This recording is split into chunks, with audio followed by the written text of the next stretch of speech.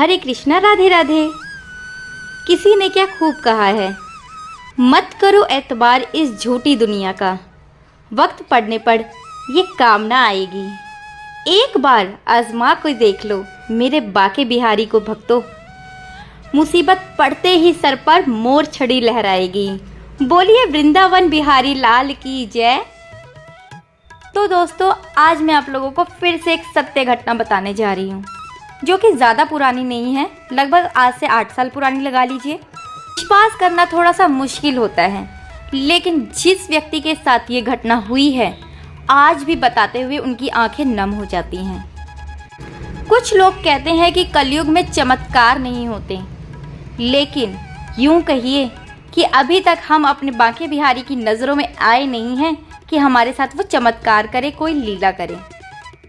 आज की सत्य घटना का अनुभव जिनको हुआ उनका नाम है मोहित, और वो दिल्ली के रहने वाले हैं। आज से 8 साल पहले आप उनको आस्तिक कहते या नास्तिक, कुछ नहीं पता, क्योंकि आज के समय में वो बहुत बदल चुके हैं। हमारे बाके बिहारी जी तो हैं ही छलिया, कितनों को वो अपने प्रेम में दीवाना बना चुके हैं और कितने ही उनके प्रेम में दीवाने हो रहे हैं। ऐसे ही चमत्कार उन्होंने मोहित जी के साथ किए, जो मोहित जी भी बाके बिहारी जी के दीवाने हो गए। ये मैंने इसलिए कहा कि आस्तिक कहते या नास्तिक कहते, क्योंकि वो ज़्यादा पूजा पाठ नहीं किया करते थे, बस कर्मों को मानते थे। मूर्ति पूजा, मंदिर जाना, ये सब वो नहीं किया करते थे। बस अच्छे कर्म करना जानते थे, सोचते थे अच्छे कर्म का नतीजा हमेशा अच्छा ही होता है।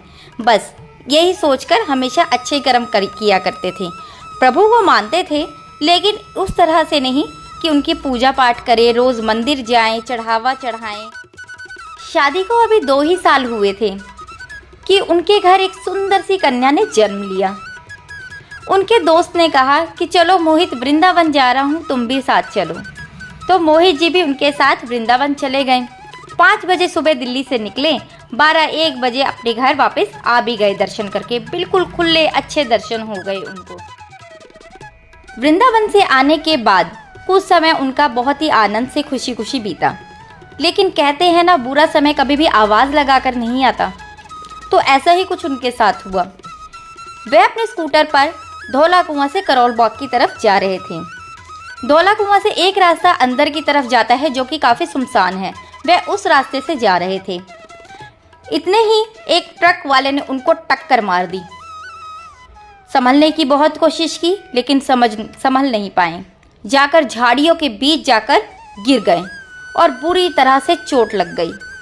चोट इतनी ज़्यादा लगी थी कि वह हिल डुल नहीं पा रहे थे, आवाज़ नहीं निकल पा रही थी, खून बहे जा रहा था। शाम का समय था और नवंबर का महीना था।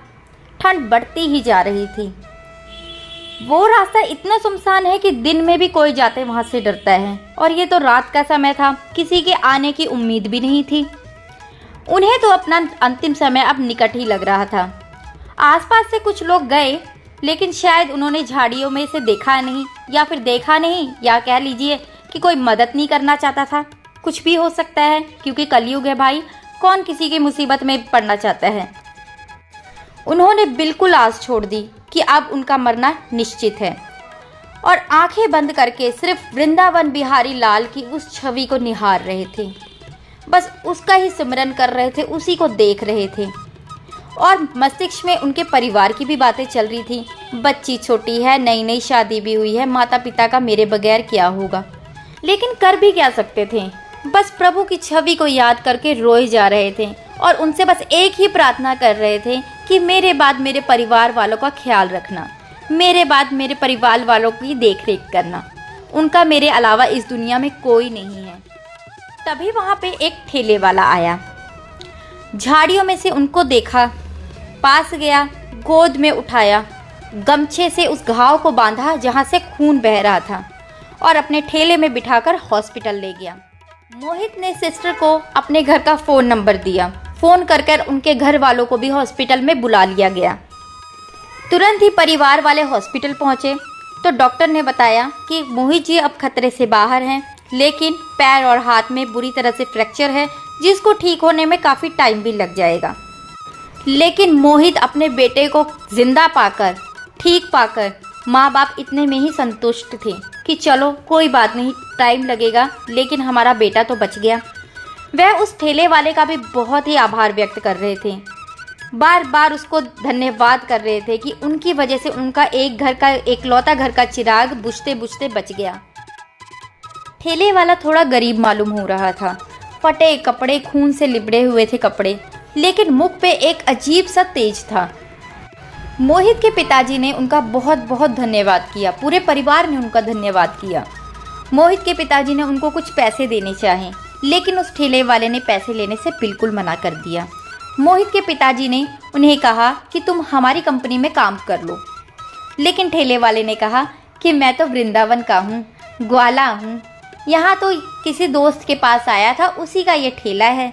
मोहित के पिताजी ने कहा कि चलो भाई, आप अपना पता ही लिखवा दो, जब मोहित ठीक होगा आपसे मिलने ज़रूर आएगा। तो उन्होंने अपना पता लिखवा दिया। नाम कुंज बिहारी, पता बाके बिहारी मंदिर। मोहित के पिताजी ने पूछा, क्या आप मंदिर के अंदर सेवा करते हो? तो वह कुछ बोला नहीं और चुपचाप हंसकर चल पड़ा। इसके बाद बस समय बीतता गया। 6-7 महीने बाद जब मोहित अच्छी तरह से ठीक हुआ तो उसने तय किया कि वह अपने परिवार के साथ वृंदावन जाएगा। ऐसे ही बाके बिहारी जी के दर्शन भी हो जाएंगे और उस ठेले वाले से भी मिला जाएगा, उसका भी धन्यवाद करना था। मोहित ने कपड़े लिए, उस ठेले वाले के लिए, उसको उपहार देने के लिए कपड़े लिए कि कपड़े उसको भेंट कर दूंगा, और बस वृंदावन के लिए रवाना हो गए। भले ही कितना समय बीत गया हो, लेकिन मोहित अभी भी उस घटना को नहीं भूल पा रहा था कि किस तरह से वो झाड़ियों में जाके गिरा, किस तरह से ठेले वाले ने उसको उठाया, उसको बचाया, मौत के मुंह से निकाला, और वो वृंदावन बिहारी की जब छवि को निहार रहा था, देख रहा था आंखें बंद करके अपने मन ही मन में, उस सारे घटना को वो अपने मन ही मन याद करी जा रहा था। बस कुछ देर बाद ही वृंदावन भी पहुंच गए, बढ़िया दर्शन हुए, प्रसाद चढ़ाया। सामने बाके बिहारी जी की छवि देखकर बहुत ही खुश हो रहा था कि मुसीबत के समय पर इस छवि को याद करके वह किस तरह से मुसीबत से बाहर आ गया। तो अब दर्शन वगैरह कर लिए तो सोचा उस ठेले वाले से मिला जाए। ऑफिस में जाकर 3-4 लोग बैठे थे। मोहित ने सबको प्रणाम किया और कहा, यहाँ पर भाई कुंज बिहारी नाम का कोई व्यक्ति काम करता है, सेवा करता है, उससे मिलना है मुझे। तो इतना सुनकर सब वहाँ पर हंसने लगे और कहने लगे, वो देखो वो सामने है। मोहित ने कहा, अरे नहीं नहीं, वो नहीं, कुंज बिहारी नाम का एक व्यक्ति है, उससे मिलना है, कोई सेवक है यहाँ पर काम करता है, कुंज बिहारी नाम का, आप अच्छे से देखिए। गोसाई जी ने कहा, कुंज बिहारी नाम का ना तो कोई सेवक ना ही कोई कार्यकर्ता यहाँ पर काम करता है। तो मोहित ने कहा कि 6 महीने पहले, 6-7 महीने पहले कोई कुंज बिहारी नाम का सेवक या कार्यकर्ता यहाँ पर होगा जो काम करता होगा, उसका पता दे दीजिए, उसका फ़ोन नंबर होगा वो दे दीजिए। तो गोसाई जी बोले कि बाके बिहारी जी की सेवा जिसको मिली हो वो तो कोई पापी ही होगा जो छोड़ कर जाएगा। यहाँ पर 6 महीने पहले ना 6 महीने बाद कोई कुंज बिहारी नाम का नहीं व्यक्ति रहता। अब क्या? बस मोहित के तो पसीने छूटने लगे। गोसाई जी ने पूछा, क्या हुआ भैया, क्या बात हुई है, बताओ तो सही। तो मोहित ने सारी घटना बता डाली। गोसाई जी बोलने लगे, ये कोई नई बात थोड़ी है, ये तो हमेशा ही होता आ रहा है, पता नहीं कितनों की मदद करते हैं और यहाँ का पता लिखवा देते हैं। ऐसे ही हैं हमारे बाके बिहारी लाल। यहाँ पर हज़ारों की संख्या में चिट्ठियाँ आती हैं जिससे कि हमें बाके बिहारी की लीला का खुद पता चलता है कि वह किसके साथ कैसी कैसी लीलाएं कर रहे हैं, किस किस प्रकार की लीलाएं वे करते हैं। सब चिट्ठियों के द्वारा हमें लोग भेज देते हैं और उनको पढ़कर बहुत ही आनंद मिलता है।